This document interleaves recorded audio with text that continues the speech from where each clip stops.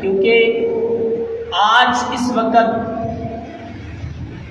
تھوڑی سی بات ہوتی نہیں، الزام تراشی پہلے شروع ہو جاتی ہے، تھوڑا سا واقعہ ہوا نہیں، بہتان لگانا پہلے شروع ہو جاتے ہیں۔ عدالتوں کے اندر، کچہریوں کے اندر جا کے دیکھ لیں، کرائے کے گواہ مل رہے ہیں، کرائے کے گواہ۔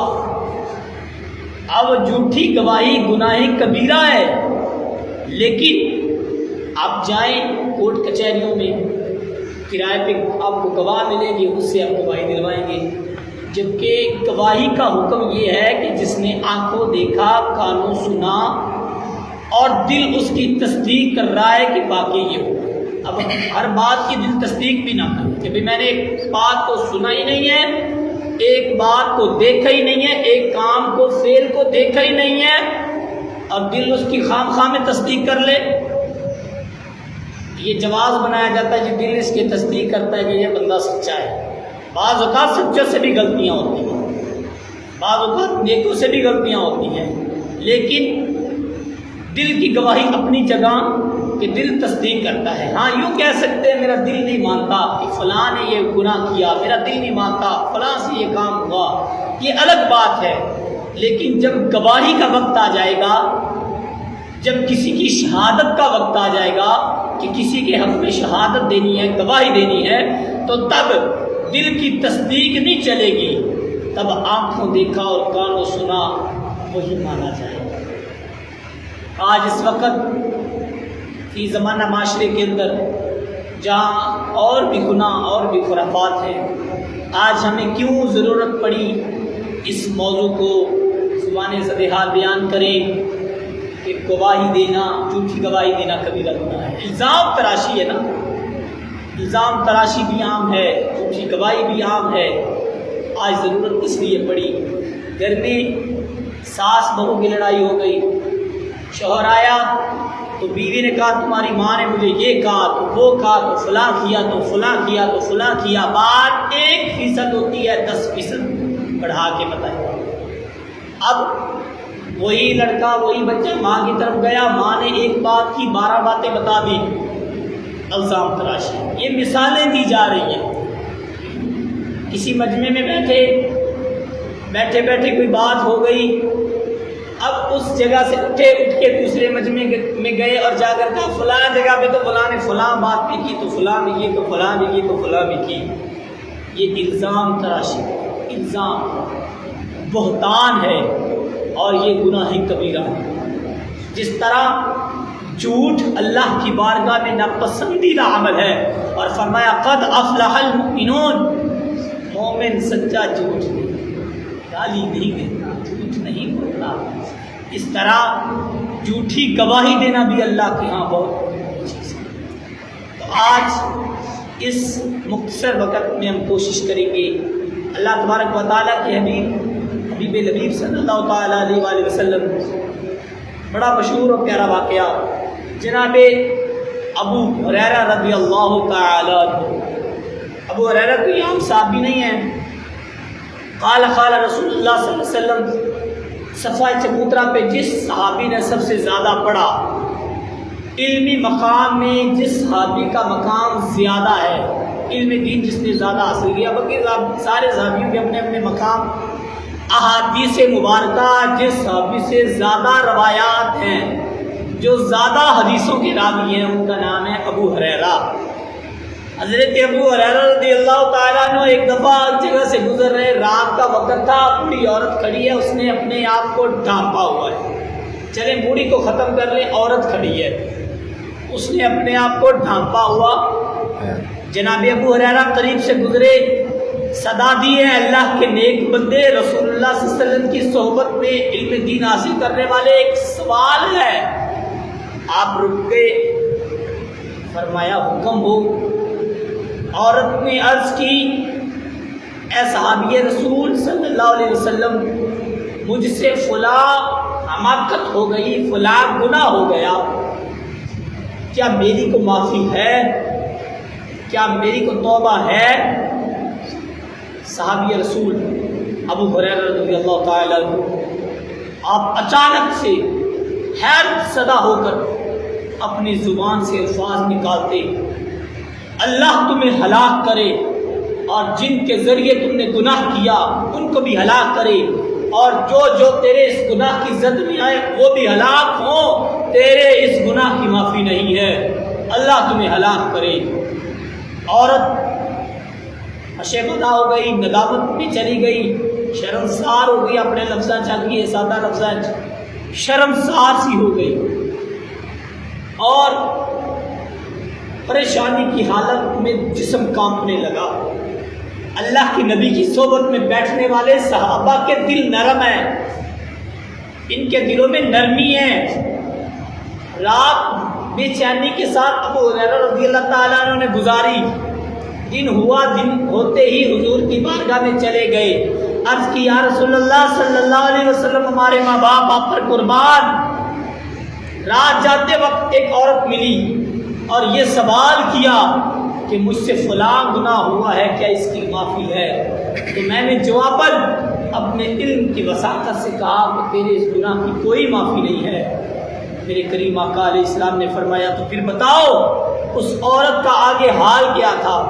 عرض کی یا رسول اللہ صلی اللہ علیہ وسلم، وہ عورت میرے اس جواب کو سن کر کانپنے لگی اور پریشان ہو گئی، یہاں تک کہ وہ گر کر بے ہوش ہو گئی۔ میں اپنے گھر کی طرف چل دیا، یا رسول اللہ صلی اللہ علیہ وسلم میں آپ کے امتیوں کو اس حالت میں نہیں دیکھ پایا، رات پوری بے چینی کی حالت میں گزری، بے تابی کی حالت میں گزری، اور دل اس چیز کی گواہی نہیں دے رہا تھا کہ جو رسول کائنات صلی اللہ علیہ وسلم اپنا دین لے کے آئے ہیں وہ تو رحمت والے ہیں، ان کا دین رحمت والا ہے، کیسا ممکن ہو سکتا ہے کہ اس کے گناہ کی معافی نہ ہو، اللہ کے ہاں اس کو معافی نہ ملے؟ یا رسول اللہ صلی اللہ علیہ وسلم میں نے آپ کی بارگاہ میں اس لیے سوال عرض کیا کہ کیا اس کی کوئی معافی ہے؟ تو رسول کریم صلی اللہ علیہ وسلم نے فرمایا ہلاکت ہو اس کی کہ جس نے اس عورت کو اللہ کی رحمت سے نا امید کیا۔ اللہ، صحابی رسول ابو ہریرہ فرمایا کہ نہیں تم نے وہ رسول اللہ صلی اللہ علیہ وسلم کا قول نہیں سنا تھا کہ اللہ تبارک و تعالیٰ نے قرآن پاک میں فرمایا کہ ہر بندے کے ہر گمراہی کے وقت کے گناہ کی معافی ہے اگر وہ میری بارگاہ میں سچے دل سے توبہ کرے۔ تو ابو ہریرہ رضی اللہ تعالیٰ عنہ اس وقت نیت کر لی کہ اس وقت تک، جس وقت تک کسی بات کی صحیح تصدیق نہ ہوگی اس وقت تک کوئی بات بھی ایسے آگے نہیں پہنچے، اور اس وقت تک جس وقت تک صحیح معنوں میں رسول اللہ صلی اللہ علیہ وسلم حکم نہ دے دے تب تک ایسی گمراہی والی باتیں میں آگے نہیں پہنچی۔ اللہ کے نبی صلی اللہ علیہ وسلم نے حکم دیا، صحابی رسول گئے، اس عورت کو ڈھونڈا، راتوں کو صدا دی گلیوں میں کہ فلاں عورت نے مجھ سے فلاں مسئلہ پوچھا تھا، وہ عورت اگر میری آواز سن سکتی ہے تو آئے۔ ابو ہریرہ فرماتے ہیں کہ میں اسی جگہ پر پہنچا تو وہ عورت وہاں پہ موجود تھی، میں نے اس کو بخشش کی، موعد دی کہ اللہ کے نبی علیہ السلام نے فرمایا کہ تم سچے دل سے توبہ کرو۔ یہ سارے واقعے کا لب لباب تھا۔ ہمارا موضوع تو یہ تھا کہ الزام مت لگاؤ یا جھوٹی گواہی گناہ کبیرہ ہے، تو اس واقعے کا کیا تعلق؟ جی ہاں تعلق ہے۔ مجلس میں بیٹھے ہیں، لوگوں میں بیٹھے ہیں، بات کی حقیقت کا پتہ ہی نہیں ہے، اپنی طرف سے بات بنا کر آگے پہنچا دیں، اپنی طرف سے، اس کو کہتے ہیں الزام تراشی، کہ ایک مسلمان نے کوئی بات کی ہی نہیں، ایک مسلمان بھائی نے کوئی بات کی ہی نہیں، اس کے نام کے ساتھ بات کو ملا کر دوسری جگہ کہا کہ فلاں نے تو یہ بات کی ہے، فلاں نے یہ بات کی ہے۔ یہ تو زمانے کی باتیں ہیں نا، یہ جو واقعہ میں نے سنایا یہ دینداروں کے لیے، ہم ممبروں پر بیٹھ کر خواہ میں اللہ نے یہ فرمایا، رسول اللہ صلی اللہ علیہ وسلم نے یہ فرمایا، فلاں یہ تو اللہ کے ہاں یہ ناپسندیدہ چیز ہے، تو وہ چیز کتنی ناپسندیدہ ہوگی کہ جس بندے نے کوئی بات کی ہی نہیں۔ اللہ اپنے حقوق معاف کرنے والا ہے، بندے کے حقوق اللہ معاف کرے گا۔ اس لیے الزام تراشی سے بچے، بہتان سے بچے، کسی پر انگلی اٹھانے سے پہلے یہ سوچے کہ آج میں کسی پر انگلی اٹھاؤں گا تو 10 انگلیاں میری طرف اٹھائیں۔ اس چیز سے بچیں، جھوٹی گواہی سے بچیں کہ یہ اللہ کے ہاں بڑی ناپسندیدہ چیز ہے۔ اگر جھوٹ اللہ کو پسند نہیں ہے تو کیا جھوٹی گواہی اللہ کو پسند ہوگی؟ پھر اس کے ذمر میں دیکھیے، آج کسی ظالم نے ظلم کیا اور پھر اس ظالم کی حمایت میں ہم کھڑے ہو گئے اور ہم نے اس کے حق میں گواہی دی۔ پھر اس ظالم نے ظلم کیا، پھر ہم اس کے حق میں کھڑے ہو گئے اور ہم نے اس کے ساتھ گواہی دے دی، یہاں تک کہ اس ظالم کی مہار اتنی ڈھیلی پڑ گئی، اس کو ہم نے اتنی ڈھیل دے دی تو وہ ظالم اتنا آگے نکل گیا کہ اس کے ظلم سے، اس کی وحشت سے نہ تو کوئی انسان محفوظ ہو، نہ کوئی مسلمان محفوظ ہو، نہ کوئی جانور محفوظ ہو۔ اس وقت وہ بھی اس ظالم کے ظلم کی زد میں آئیں گے جنہوں نے اس کے حق میں گواہی دی۔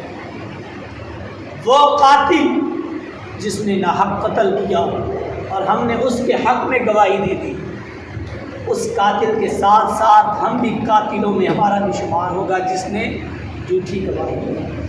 حدیث قدسی ہے، آج شریف کی حدیث پاک حدیث قدسی ہے، اللہ تبارک و تعالی جن چیزوں کی توبہ قبول نہیں کرتا، جن اشخاص کی، اور جو گناہ کبیرہ میں جن کا شمار ہوتا ہے، نمبر 1 جس نے کسی کا ناحق قتل کیا، نمبر 2 بلکہ یوں کریں، نمبر 1 جس نے شرک کیا، جس نے شرک کیا، اللہ تبارک و تعالیٰ کی بابرکت ذات کے برابر کسی کو ٹھہرا دیا، شرک کیا، وہ گناہ کبیرہ کر رہا ہے اور اس کی توبہ اللہ فرماتا ہے یہ قبول نہیں ہوگی، مخصوص ایام، مخصوص راتوں میں۔ نمبر 2 جس نے قتل ناحق قتل کیا، نمبر 3 جس نے ماں باپ کی نافرمانی کی، اور نمبر 4 وہ گناہ کبیرہ کر رہے ہیں جنہوں نے جھوٹی گواہی دی۔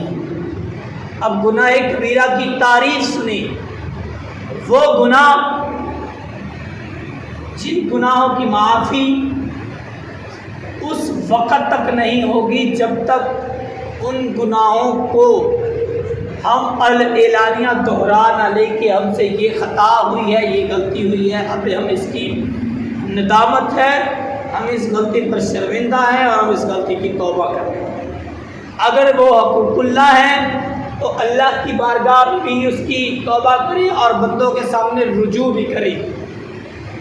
اور اگر جیسے قتل ناحق کیا، ماں باپ کی نافرمانی کی، جھوٹی گواہی دی، تو اب شرعی حکم یہ ہے کہ اللہ کے ہاں تو توبہ کرنی ہے، اب لوگوں کے ہاں بھی توبہ کرنی ہوگی، ماں باپ سے معافی مانگنی ہوگی۔ قتل کیا تو مقتولین کے ورثہ سے معافی مانگنی ہوگی، اور جھوٹی گواہی دی تو جب ہوش ٹھکانے آئی اور اللہ نے توفیق دی اور سچ کی طرف غالب ہوئے تو پھر جس کے خلاف گواہی دی تھی اس کے پاس جانا ہوگا کہ میں نے تمہارے خلاف کھڑا ہوا تھا جبکہ تم حق پر تھے۔ یہ کبیرہ گناہ ہیں اور ان کی معافی اللہ کے ہاں اس وقت تک نہیں ہے جب تک ان کو دونوں طریقوں سے نہ دہرا لیا جائے۔ اللہ تبارک و تعالی ہمیں سچوں کی صحبت نصیب فرمائے۔